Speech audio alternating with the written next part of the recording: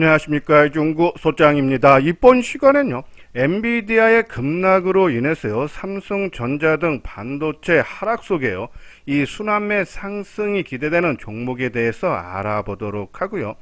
또한요, 최근 지수 하락으로 동반 약세를 보였지만요, 수급과 심리로 본 바닥권 유망 종목에 대해서 분석하는 시간을 갖도록 하겠습니다. 먼저요, 주말 새벽에 마감된 미국 증시를 보면요, 다우지수는 0.5% 상승한 반면에 나스닥 지수는 2% 넘는 큰 폭의 약세를 보였는데요.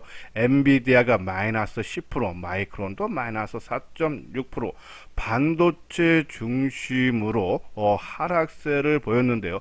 자, 그동안 많이 오른 종목이 많이 빠지는 경향이 나타나고 있다. 그러니까 해외 증시의 하락이 키 맞추기식 끌어내리기가 진행이 되고 있어서 이 추가적인 조정이 우려되죠. 한번 나스닥 지수하고 다우 지수 한번 볼게요.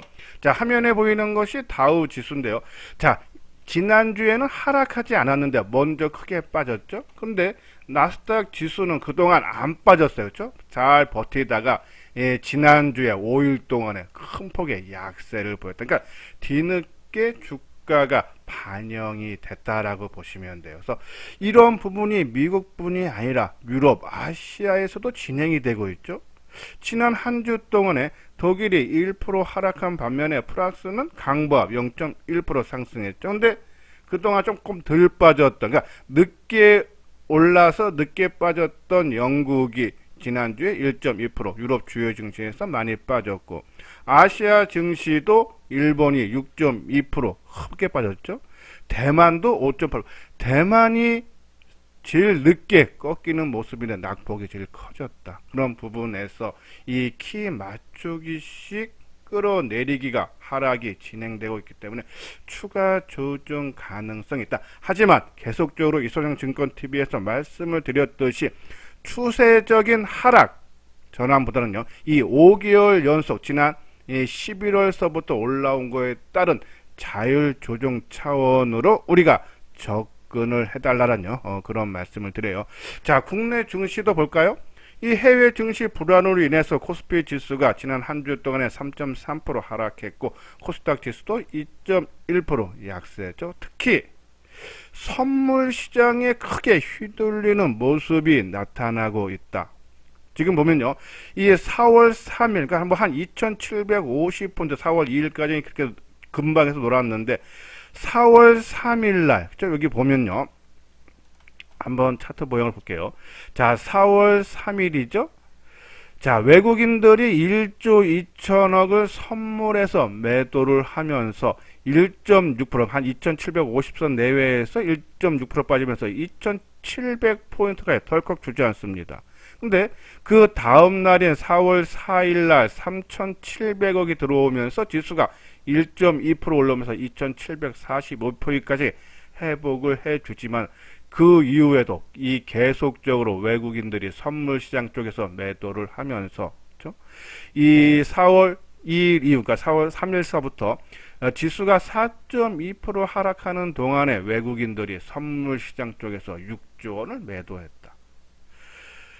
지난 금요일과 목요일만 봐도요. 자, 목요일 날 외국인들이 오래간만에 4,900억을 매수를 하면서 50포인트 올라오면서 2,634까지 회복이 됐죠. 근데 금요일 날 1조 5천억이 넘는 외국인의 매도로 인해서 장중 한때 80포인트 가까이 하락하면서 2,550포인트가 내려왔다가 막판에 되돌려서, 그렇죠? 2,591포인트로 마감됐죠. 자, 그러면 우리가 어떤 기준점을 잡아야 되는지, 바로 이 선물 시장 쪽에서 외국인들의 순매수 전환을 확인할 때까지 관망 또는, 그렇죠? 철저하게 단기적인 관점으로만 시장에 접근을 해야 된다라는 그런 말씀을 드리는데, 자, 선물은 일반적으로 많이 매도를 하면 다시 또 다시 재매수를 합니다. 우리가 환매수라 그러죠. 그런 부분에 봤을 때 이 지난 금요일에 1조 5천억 매도의 맥심이 아닌가라는 생각이 들어서 다음 주 초반에 아마 환매수가 들어오면서 좀 지수가 반등이 나올 수 있다. 그거를 활용해서 단기적인 관점으로 우리가 접근을 해달라는 그런 말씀드리고, 자, 우리가 계속적으로 강조를 해드렸던 반도체 포함 IT 섹터. 근데 엔비디아, 마이크론이 크게 하락했기 때문에 반도체 종목들 추가적인 조정이 나올 수밖에 없다. 그래서 뭐 그전에도 우리가 지난주, 지지난주 한 2, 3주서부터 계속적으로 반도체는 많이 올라서 부담이 되기 때문에 철저하게 단기적인 5%, 10% 뛰기만 하자라는 말씀을 드렸어요. 자, 이제 그것도 조금 더 줄여서 그냥 간망 또는 이제는 또 많이 오른 종목보다는 오히려 바닥권에 있는 종목군들, 그렇죠? 그동안 철저하게 반도체 종목에서도 소외받았던 그런 종목군들로 관심을 가져야 되지 않나라는 그런 말씀드리는데, 뒤에 가서요 이 반도체 바닥권 종목에서 탈피가 기대되는 그런 종목 한 종목을 소개를 해드리도록 하고요. 자, 바이오 종목은 금리나 불확실성이 계속적으로 확대되고 있어요. 그래서 이 성장주죠, 바이오가. 그래서 좀 조정을 받고 있는데, 반도체가 삼성전자가 조정을 받으면서 아마 순환매 상승이 나올 수 있어서 뭐 SK 바이오팜이라든지 최근에 좀 낙폭이 심화됐는데 좀 보유해 주시고, 뭐 ST팜도 마찬가지고, 그렇죠? 저는 지속적으로 바이오는 끌고 가자는 말씀드리고, 자, 그리고 저 PBR 우리가 뭐 자동차, 지주, 금융, 공기업 이렇게 말씀을 드렸는데, 가격 조정은 우리가 지난주 방송을 통해서도 마무리가 됐다라는 말씀을 드려서 좀 기간 조정은 남아 있지만은 가격 조정 마무리됐는데, 참 재미있는 부분을 하나 말씀을 드릴게요. 삼성전자가 쉬면서 한번 종목을 볼게요. 자, 요것이 삼성전자가 최근 고점이 언제입니까? 그렇죠? 이 4월 초순이었죠. 그리고 삼성전자가 크게 올라가기 시작한 것이 3월 중순경이부터인데, 현대차 주가를 보면은, 그죠? 자, 4월 초순에 저점을 찍고, 그죠? 상승 전환되죠. 그러면 삼성전자가 크게 올라갔을 때 소외를 받았던 종목군들로 종목이 순환매가 나올 수 있다. 그죠? 그러면 이 지금 자동차 가고 우리가 했던 이제 지주사라든지 금융사라든지, 그죠? 금융지주사라든지, 그리고 공기업, 무려 한전이라든지, 한전도 25,000원대에서 지금 2만원 지원까지 내려왔어요. 그죠? 가격 조정은 충분히 받았어요. 이제 이것이 빨리 치고 가냐가, 이제 현대차가 치고 자동차가 끌고 가면서 금융주가 따라가고, 그러면 공기업도 따라간다. 그 순서를 잘 보면서 이제부터는 저 PBR주 관심을 가져도 된다는 말씀을 드리고, 이쪽으로 기타 종목을 우리가 조선주, 삼성중공업 지난주에 아주 강한 흐름이 나타났죠. 저는 매도보다는 좀 더 끌고 가도 되지 않나라는 그런 말씀을 드려요. 자, 그리고 이번 주에 조금 관심을 가져야 될 종목이 이 AI 거대 언어 모델 있죠. 이쪽이 좀 부각될 수 있어서 충분한 가격 조정받아서 폴라리스 오피스라든지 한글과 컴퓨터 이러한 종목군들 단기적인 관점으로 한번 유심히 봐달라는 말씀을 드려요. 자, 그리고 우리가 금요일에 이스라엘이 장중에 공습으로 인해서요 주가 변동성이 크게 확대됐죠. 근데 이 이스라엘의 공습이 제한적인 반격에 그쳤다라는 소식이 전해지면서 주가가, 종합지수가 빠른 회복을 보였어요. 근데 우리가 항상 말씀드리지만요, 주식은 심리 싸움이라 했어요. 어떤 악재가 나왔을 때 안 빠지려고 노력을 하거나 아니면은 늦게 빠지거나, 그죠? 그리고 주가가 지수가 안정 찾을 때 빠른 회복을 해주는 것이 시장 주도주라고 말씀을 드렸어요. 그죠? 그러면 금요일날, 자, 보면요. 이 지금 선물 종합지수의 3분봉 모습인데요.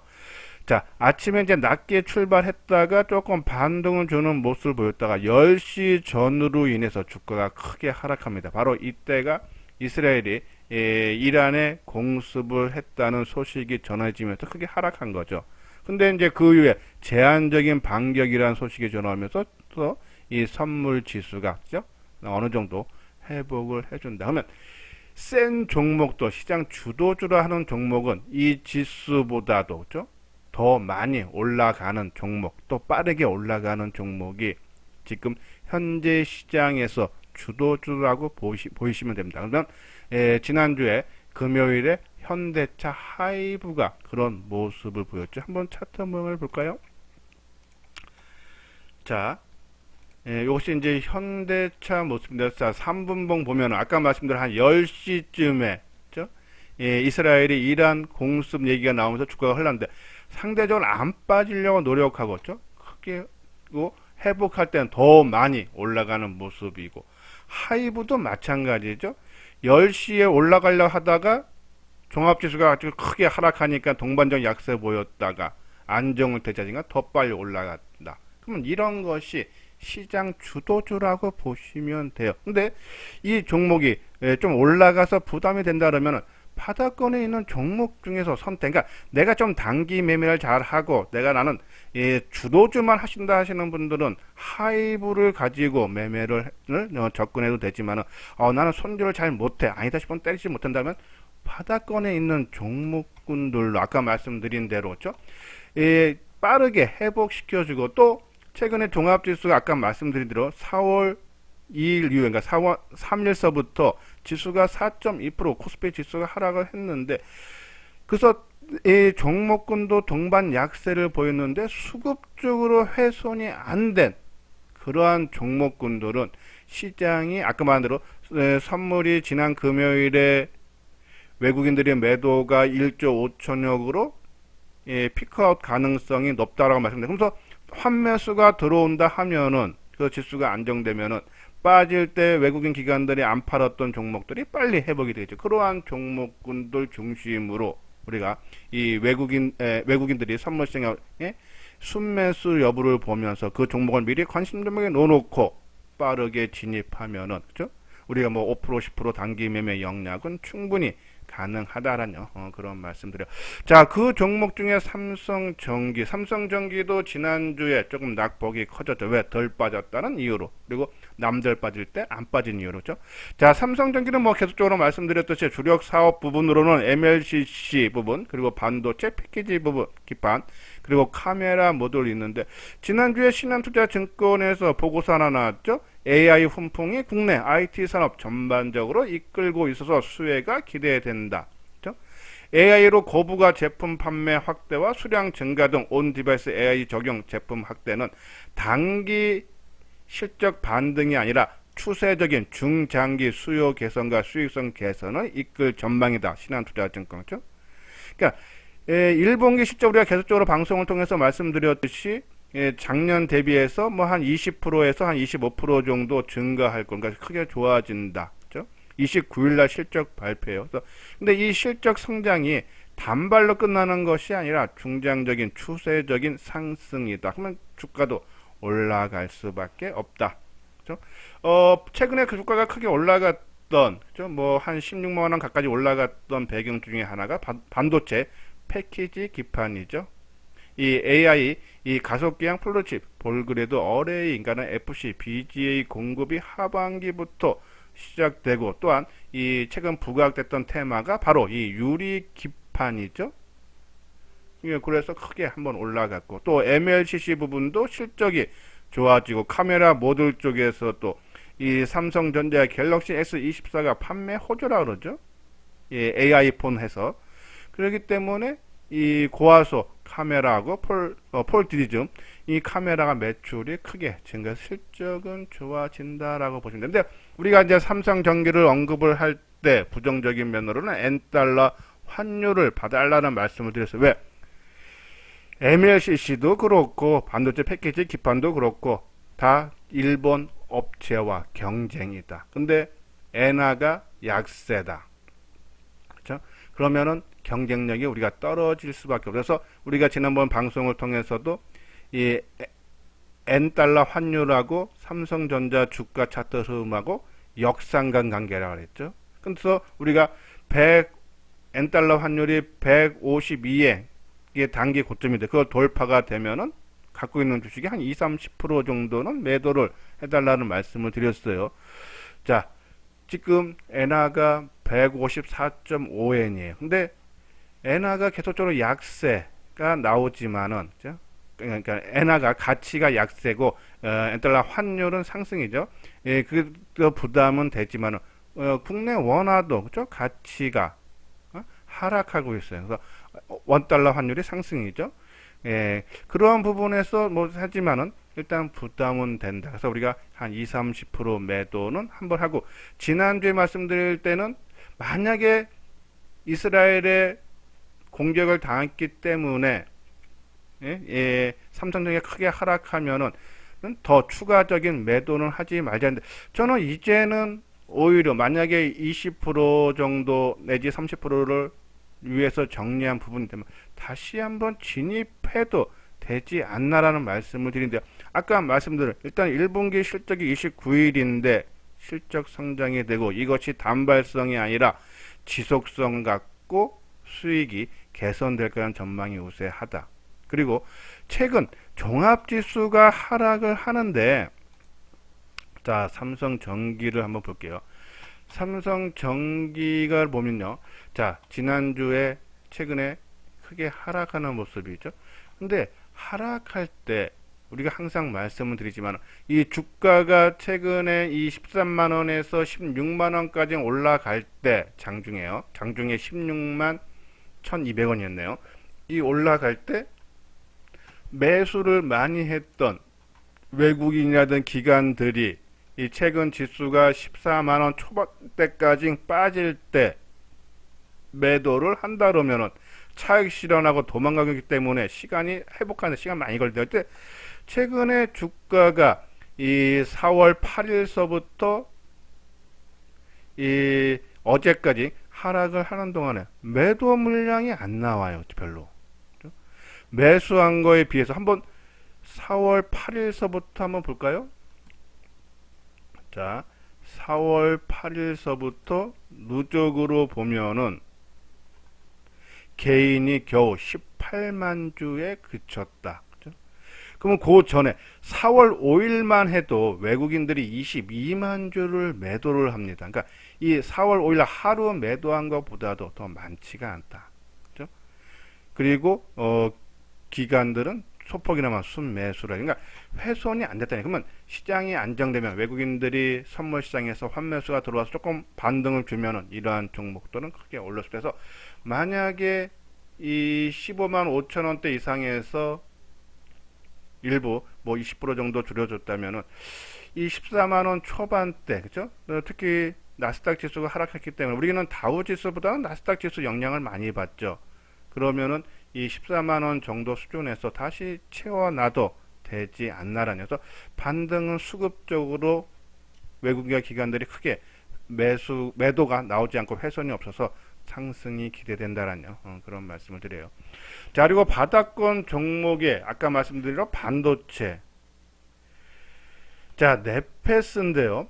반도체 후공정 및 이 IT 부품 업체로서요. 이 시스템 반도체 후공정의 모든 과정을 일괄로 공정으로 수행하는 이 종합 후공정 파운드리 전문 기업이에요. 반도체 종목들이 작년 여름서부터 이 고대역포 메모리 관련주 중심으로 큰 폭으로 상승을 할 때 네페스는 실적 부진으로 철저하게 소외를 받았다. 자 실적 보면요. 이 22년도에 영업이익이 67억 적자였는데 지난해는 700억까지 크게 증가. 그래서 주가가 반도체 종목이 그렇게 좋아도 얘는 못 갔습니다. 근데 최근 들어서 이 4월 초순에 이 고대역폭 메모리용 실리콘 관통 전극 공정의 이 도구맥이 한 2년 전서부터 초도 생산을 시작한 이 도구맥이 적용이 된다라는 그런 내용이죠. 여기 내용 보면 국산화한 도구맥은 미세 공정으로 DDR5 이온 메모리 반도체죠. 제품과 HBM 등에 사용되며 올해 도구맥 매출은 450억 규모로 전망 속에요. 한 3-40% 매년 성장이 예상이 된다. 이런 것도 있고 그렇죠. 그리고 4월 16일에는 엔비디아 쪽이죠. 미국 시애틀에 본사를 둔 전력 반도체 전문 팹리스 회사. 이게 이제 엔비디아가 이 팹리사한테 맡긴 거고, 그래서 이 팹리사로부터 AI 서버용 저전력, 이 전력 관리 반도체를 대량 수주를 했다. 그죠? 네페스가. 그래서 공급을 확대를 한다라는 의미에서, 그러면서 공장도, 그죠? 생산 능력을 더 크게 한 600억에서 700억 규모를 투자를 해서 생산 능력을 더 늘린다 그러죠. 그런 부분에서 철저하게 소외를 받았기 때문에 또 이 두 개의 이 재료성으로 인해서 바닥권 탈피가 기대돼요. 물론 아까 말씀드린 대로 엔비디아라든지 마이크론 테크놀로지가 주가가 크게 하락했기 때문에 아침에 낮게 출발하겠지만 이 17,000원은 쉽게 깨지 않을 것 같다. 그러면 17,000원 정도 수준에서 그렇죠? 우리가 한 번 정도 관심을 가져도 된다라는 그런 말씀을 드려요.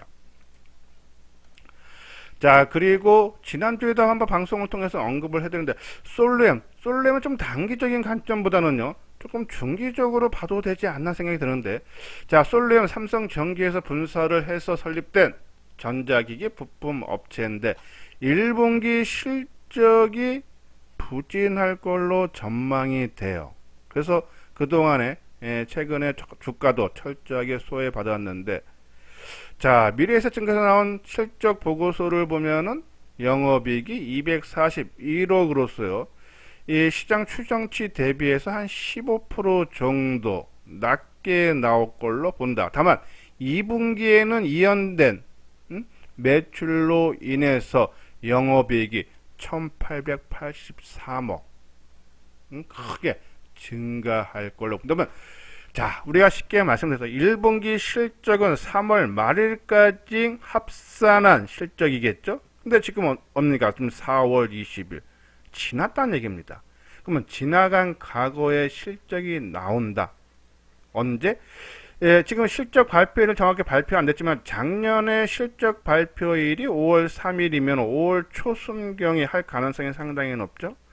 그러면 1분기 실적이 부진이 할 걸로 나오기 때문에, 발표가 나오기 때문에 아마 여기서 크게 올라가지는 못해도 크게 빠지지는 않을 거란 얘기예요.